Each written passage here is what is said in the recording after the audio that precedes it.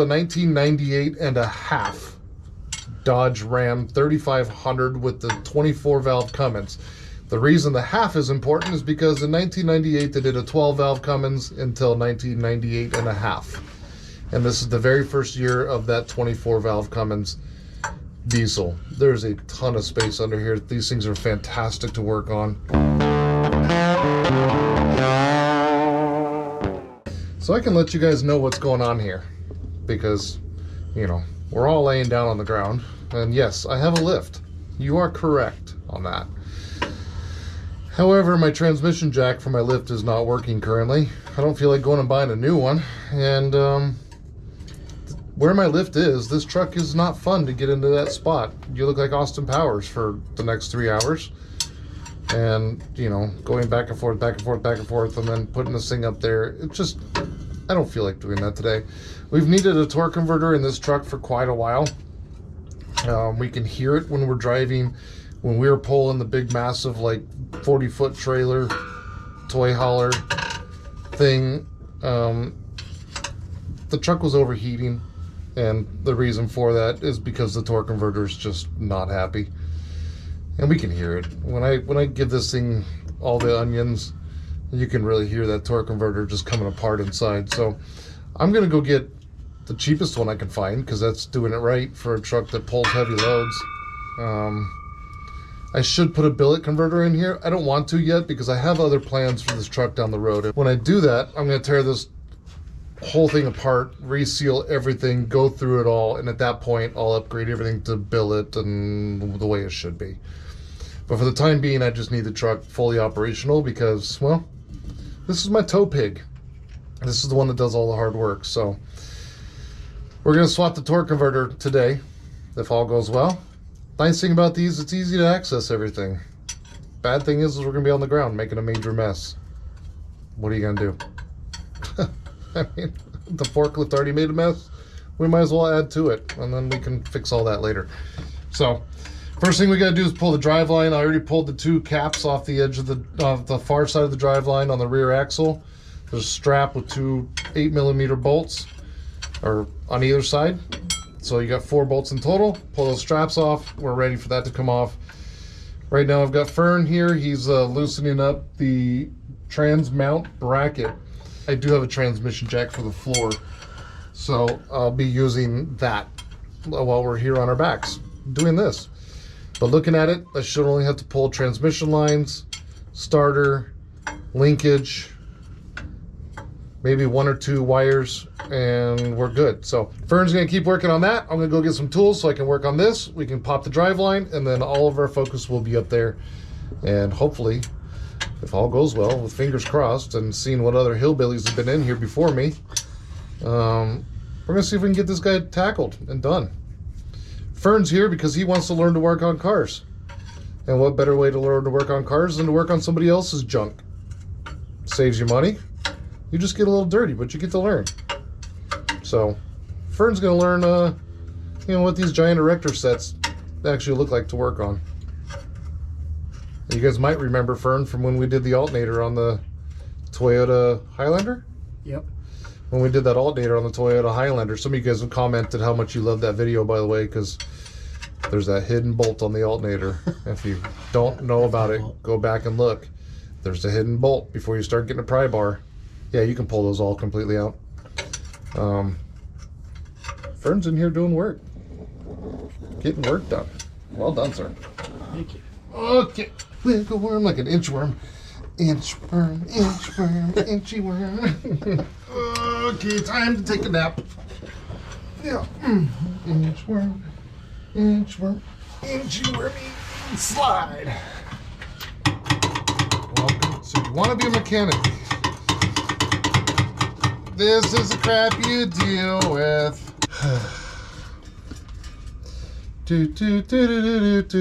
So, these up here where the transmission, where the driveline slides in, it's just a slip joint.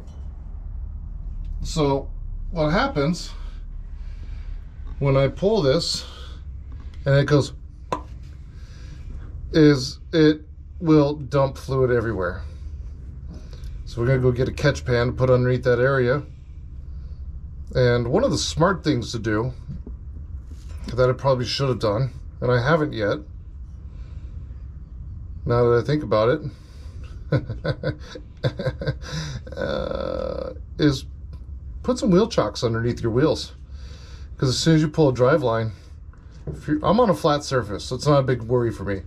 But as soon as you pull a drive line, if you're not on a perfectly flat surface, the vehicle will roll. Because when you have your truck in park, click, and your drive line's connected, you're fine.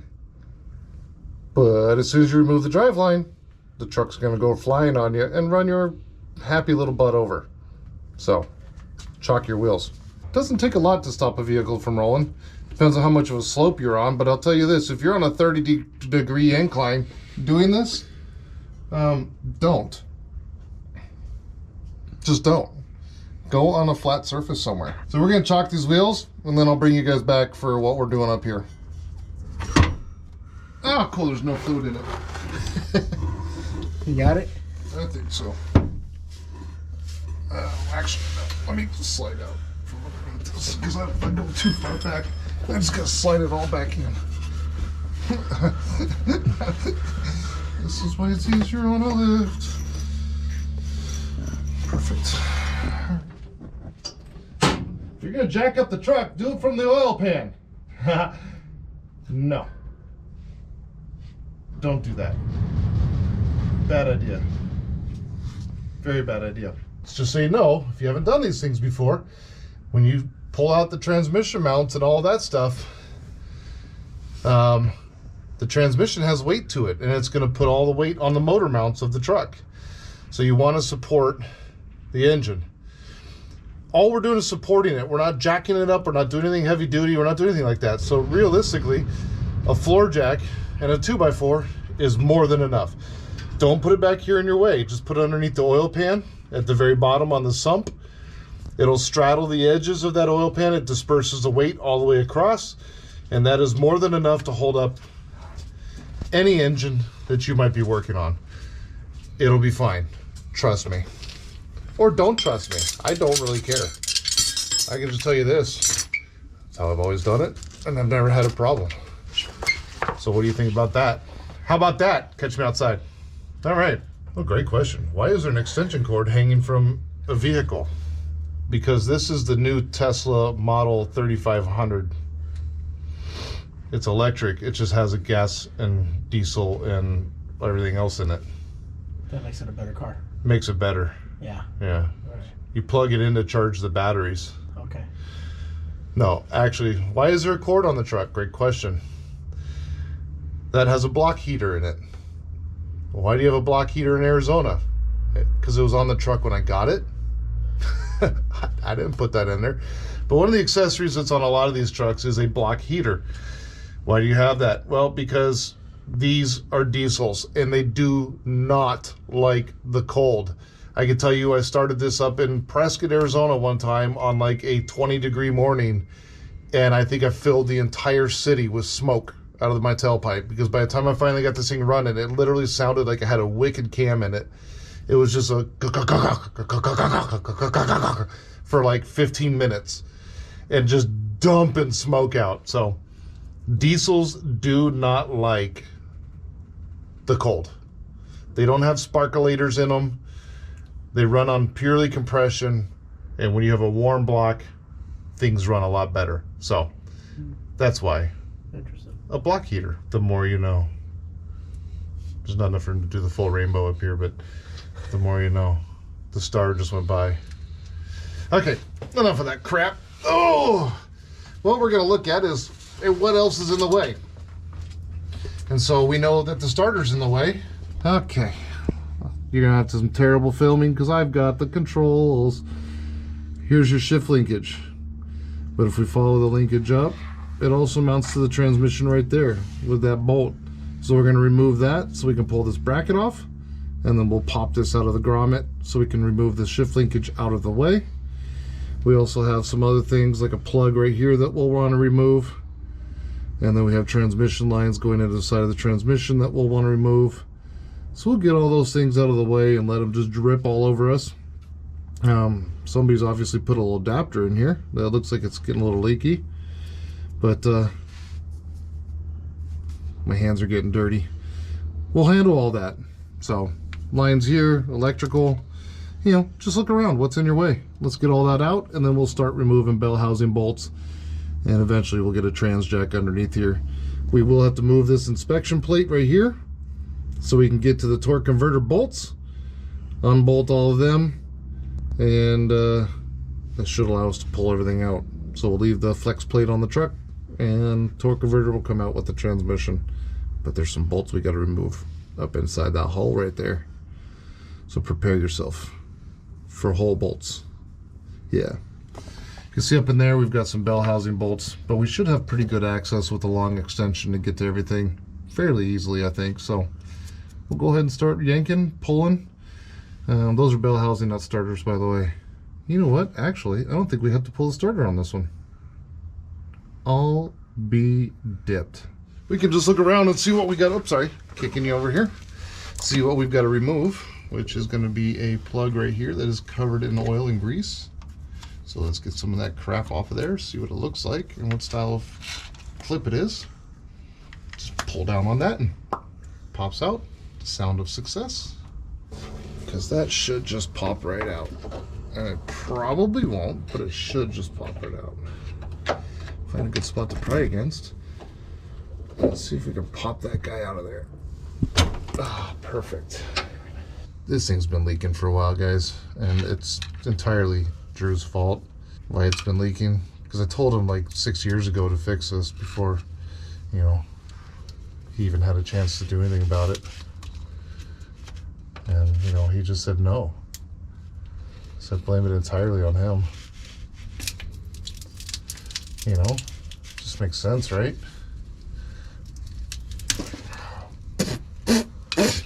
I deserve that. And, yeah, just get everything off of here so you can move stuff back.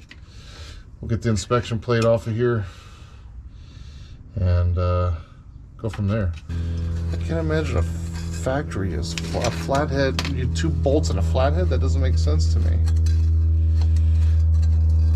I mean, whoever created flathead screws, I understand during the times that was necessary. What if we're getting a rear main leak? That would really not be cool. We're gonna pretend like we didn't see that there. Oh man. So that doesn't do anything, removing that. Perfect. Well, I guess we're pulling the starter now. Awesome. Oh.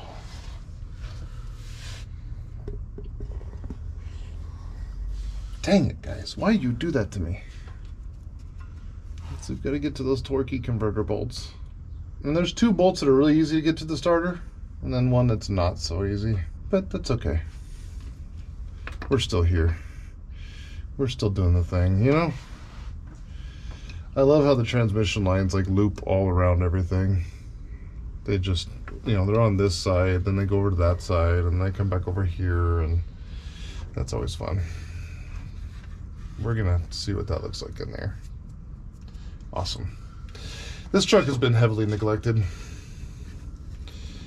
by myself for a multitude of reasons. Mostly laziness. And that's okay. We'll get the starter out and bring you guys back once that's out. And start taking bell housing bolts off. If you're getting brake cleaner in your eyes. You know, it's not working on a car if you don't get brake cleaner in your eyes. Watch your sockets!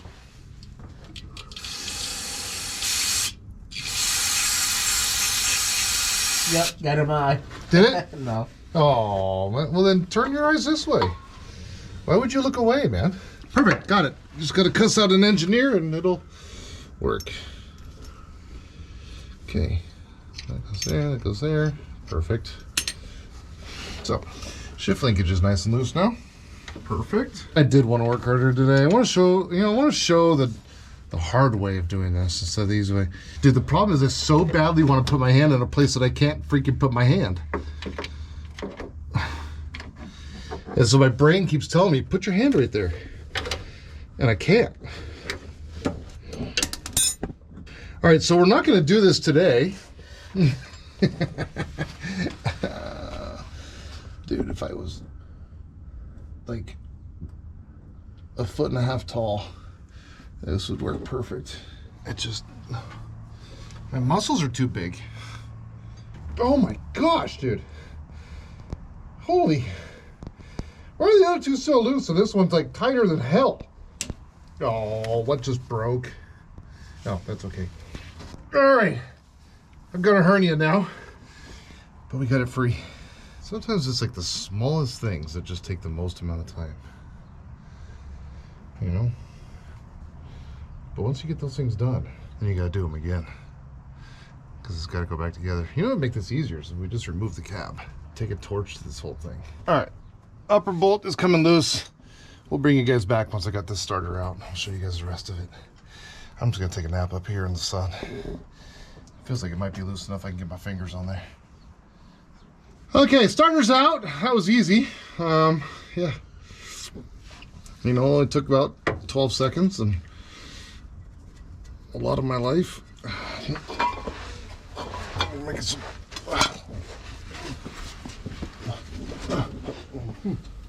Does that not give me access either? You're supposed to pull these bolts. I just don't see how those come out because that's behind it. There's nothing. How are you supposed to pull that? You can't get there from here. So did I pull that starter for nothing? Probably. All right. We found it. So on the drinker side over here, you've got a small plate that you pull off. There's two 10mm bolts holding it. And that'll give you access to the torque converter bolts. There is a tool that you can buy that goes into this hole that's over here that has a gear on the end of it that allows you to ratchet and turn over the engine. If you don't have that tool, it's okay. Flathead screwdriver will work. You pull this inspection plate down here and you just pry on the flex plate a little bit and you can rotate the engine over and you can line up those bolts in that hole. And now we can get to our torque converter bolts and we can pull them off. Don't remember there's 4 or 3 or 6 or 12 on here. We're gonna find out. Now we should just have trans lines and bell housing bolts and possibly the dipstick tube, but I'm hoping not. If you had a Milwaukee, it would work better. Nope, it wouldn't. It worked just the same. Okay. I am going to go and get the trans jack. We'll stick it underneath the pan here. We'll lift up a little bit, take some weight off this, hopefully get this mount out of here. I'm hoping that'll work. Let's get that trans jack under here, see what it does.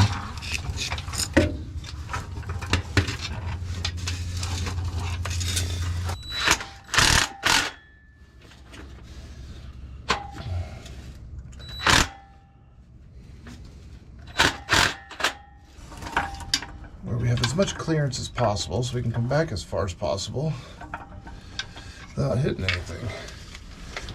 Because I can already see that those little strap mounts that you're supposed to use, but I don't. I don't mind if we can pull that out. It'll give me a little bit more room to do stuff.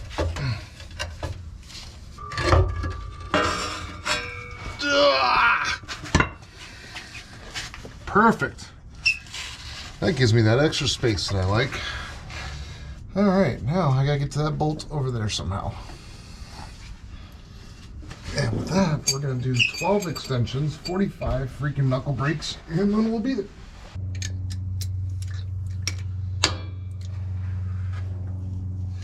All right.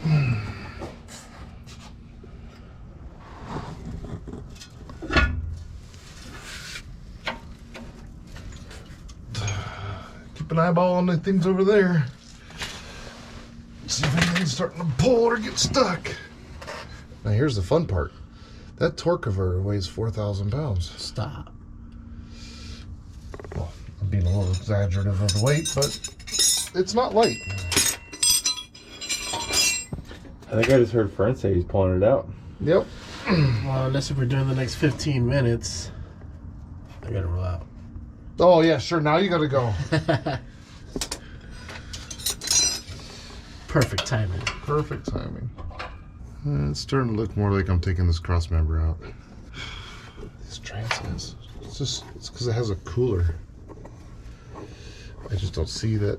If I take that out, I don't think it'll have enough play to get this to move. So we'll get that cross member pulled, and then we'll slide the transmission back, get that torque converter out of there. See if I can't smash a couple fingers in the process. Perfect. I like it. Oh. Well, this is why I don't like doing things on my back on the ground. That's exactly why. We got it out. These torque converters hold a ton of fluid, especially one this large. It's a billet converter. It's been upgraded. It's already got problems. There's really no way to tell unless I cut it open, which I'm not going to do. But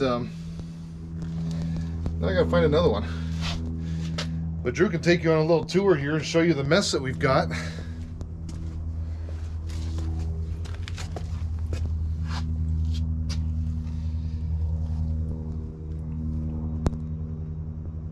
I guess if I can recommend anything, and I thought about this earlier and I didn't do it, still would have had a decent amount of mess because of the torque converter, but you can drain your transmission before you start.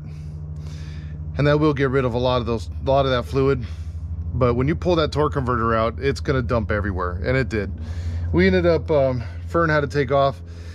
We ended up sliding the transmission forward on the tranny jack, and then slid the floor jack underneath the front edge of that torque converter.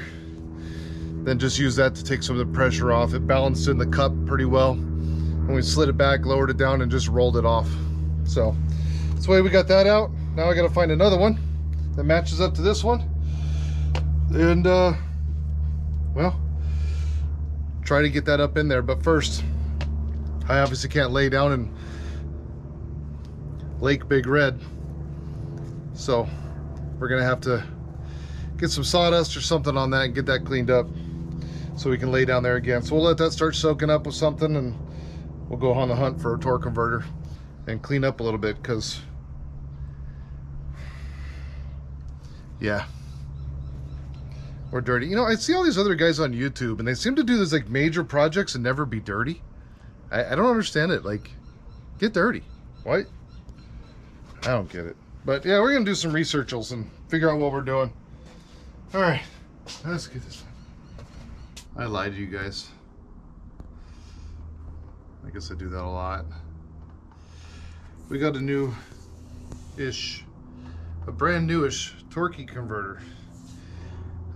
This one is a rebuilt. I looked up at O'Smiley's and they tried to sell me one that was far less expensive that I would have liked to have paid that money. A lot more than I paid this money, but that's okay. Got a new-ish rebuilt for a billet torque converter. This one is a billet converter, so basically the billet is just a housing pretty much. This is a heavy-duty model, but the billet just basically explains the housing. It helps with cooling and just smoother processes. It's just better. That's all you need to know. We can go through all the data and all that crap, but I'd have to look it up because I don't know it. I just know that billet is better because it starts with a B and not an F like factory, which is for failure. See? That's the logic. So we'll go with that. Plus, this one was available today. So we're going to try to get it in there. The right way to do this, which is not the way I'm going to do it, is to fill this with fluid first. If I had this truck 6 feet in the air and I was doing it like this and putting it in, I would do that. I'm not doing it that way. I know I'm going to have to move this thing around a lot, flop it around, and I don't want to dump fluid all over myself. So you don't have to fill them. The right way to do it is to fill it. That is definitely the appropriate way. You should fill it before you put it in. I'm doing this on the ground, and on the ground, I don't like to fill them, especially when they're this big. This thing weighs a ton. It's heavy. So I'm gonna take some of this assembly lube they have inside of here and steal it and put it on the outside.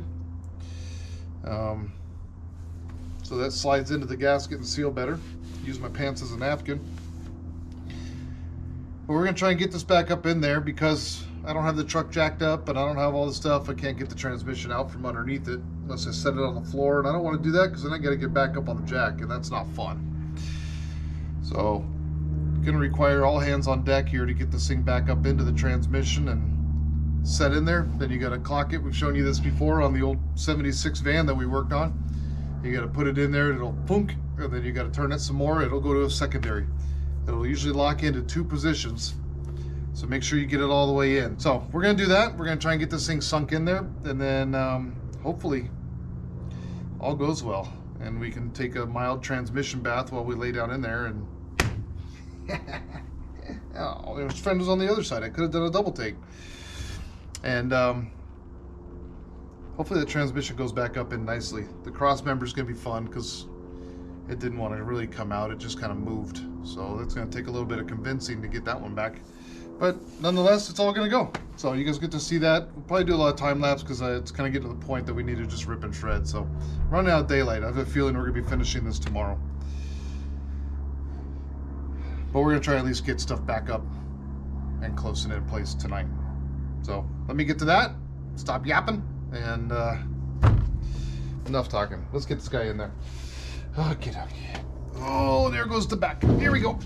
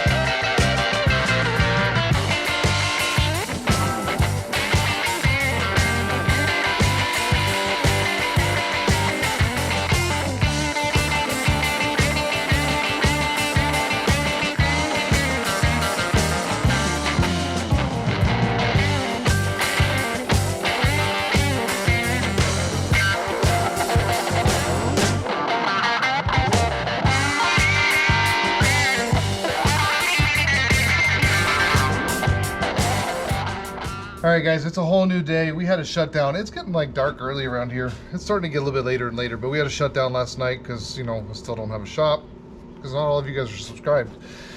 But we'll get there. We'll get there eventually.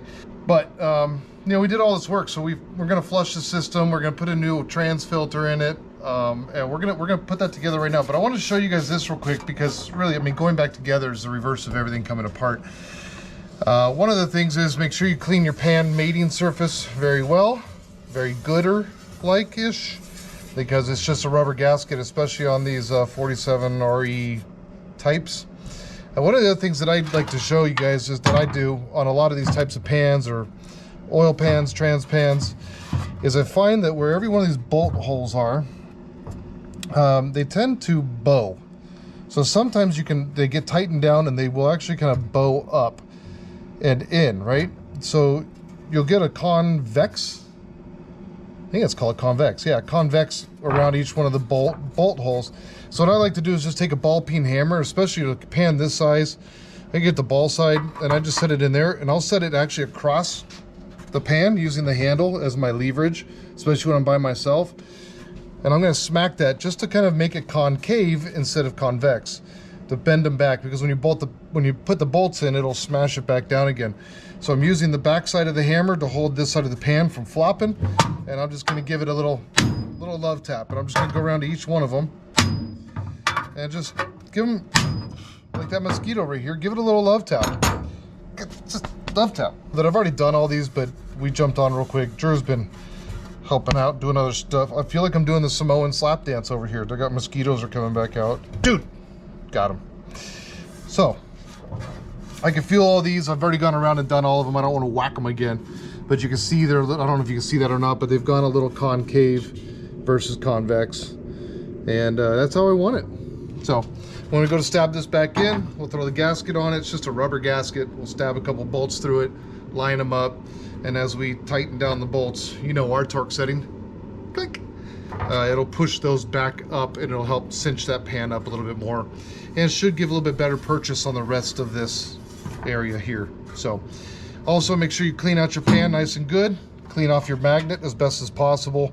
We did find a good amount of material on here, nothing too scary, but just a good amount of material. There's still some on there. It's really hard to get it all off, but it's a clutch material. It might have come, that could have been from that torque converter too, so we're gonna see.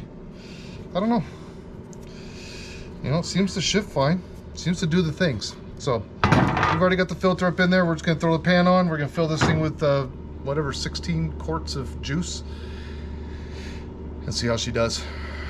Let's cross our fingers and hope. Okay, let's cross our fingers and hope. We'll bring you back after I got all this done and let you know how it went, because we had to have you guys gone for a while. There might have been a few choice words being thrown at this truck earlier to make it go together. That's just how tools work, man. They work better when you use choice words, you know, nice things. Really nice words, yeah. Well, I think we got her all back together. Pretty sure. I don't know. I had nothing left over, so we'll go with that. That there was no bolts or screws or nuts or nothing left over. Everything's tied up. We did fire it up. We just I've been just plugging away. Drew was cleaning tools. I was plugging away, so I didn't bring you guys along with some of this. I apologize. My bad. However, air cleaner's back on. We pulled that off to access the port down there. Did I tighten those? I don't know. That's a good question. I might not tighten those. Doesn't matter. It's just an inspection plate. Filled it up. Took 16 quarts of juice to fill this thing up. Yes, 16 quarts. So that's almost like it's 4 gallons, right about there. And we got all the juice. It took it all. Drank it. It's slightly overfilled, just slightly. Not overfilled, but it's in that max. So I'm happy with it. When I fired it up, you got to just run them through the gear. So just pop it down into gear and put it back in a neutral, pop it up in reverse and put it back in neutral. Let it kind of play around and just get all the juice flowing and that pump working. I think we had about 3 gallons of juice in it before it really, about 2.5, before it really started cycling and jumping into gear and filling up that torque converter. But she should be happy now. Driveline's in, carrier's in, all this stuff is here. We're gonna go on a test drive and we're gonna see how it does. But I'm hoping and praying that it goes very well. And you should too. Oh, so if you subscribe, this drive will go well. That's all I know. But we're gonna go do that right now. We're gonna take it for a test drive. Shut the hood. That's the last step. Ooh. Bink. Perfect. Pull off the mirror. Yep. Check that you're clear of everything. Get in the truck. Turn the key. Turn it all the way.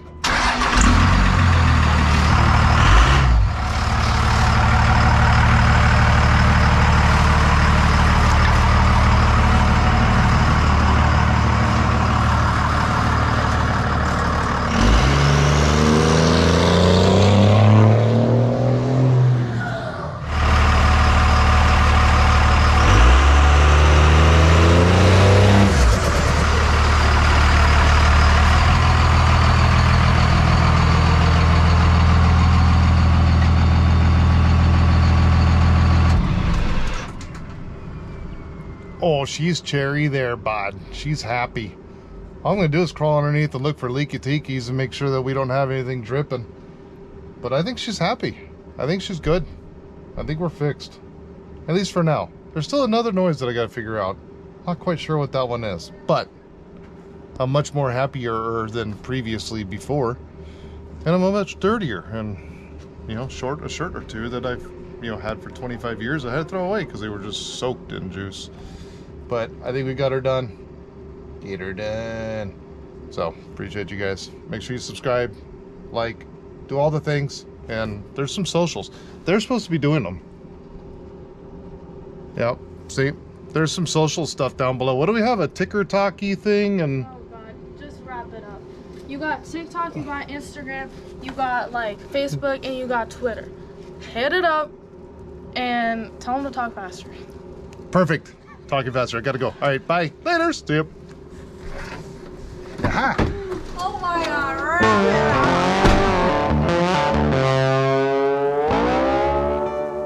Am I just like Tim Waltz, you know?